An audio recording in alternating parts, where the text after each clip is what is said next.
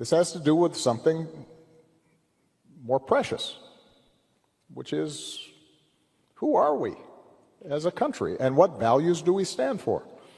And now, this is not just an abstraction, and I think this is one of the challenges that we have. And I saw this even before the last election.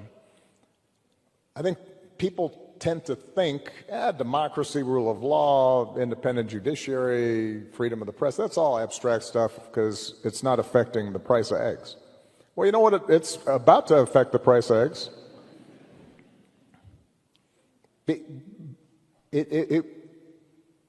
One of the things that has distinguished us in the past has been this basic idea that we are a rules-based society.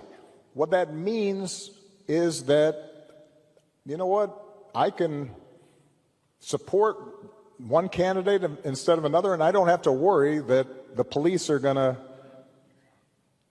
come harass me or my customers. That's what happens in other places. That's what happens in Russia. You know, we take for granted the idea that we don't have to pay bribes or hire somebody's cousin in order to get a business permit.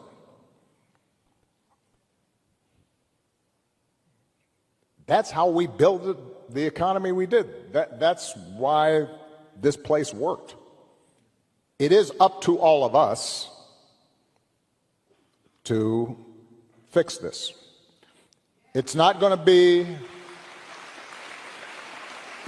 be because somebody comes and saves you. The most important office in this democracy is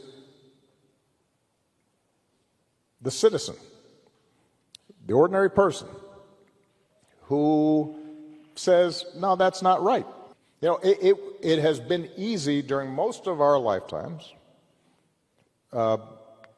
to say you are a progressive, or say you are for social justice, or say you're for free speech, and not have to pay a price for it. And now we're at one of those moments where, you know what, it's not enough just to say you're for something. You may actually have to do something and possibly sacrifice a little bit.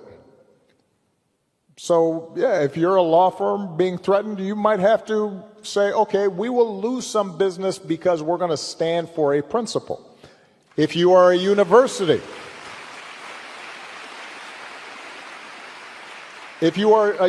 you may have to say, figure out, are we in fact doing things right? Have we in fact violated our own values, our own code, violated the law in some fashion?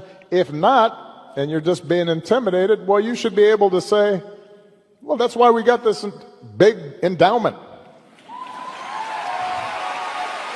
For most of human history, and to this day in most of places in the world, there is a cost to challenging the powers that be, particularly if they're abusing that power. And this idea, and I've noticed this among some wealthier folks who, you know, after George Floyd, they were right there, and a bunch of companies were talking about how they cared about diversity and they wanted to do this and they were all for that, and they are mute right now. But what that tells me is it was okay when it was cool and trendy. And when it's not, not so much. And that, I think, is what we have to, each of us has to examine in our own hearts. Is all right, we say we're for equality. Are we willing to fight for it? Are we going to risk something for it? We say that we're for rule of law. Are we going to stick to that when it's tough, not when it's easy? We believe in freedom of speech. Do we stand up for freedom of speech when the other person talking is saying stuff that infuriates us and is wrong and hurtful? Do we still believe in it?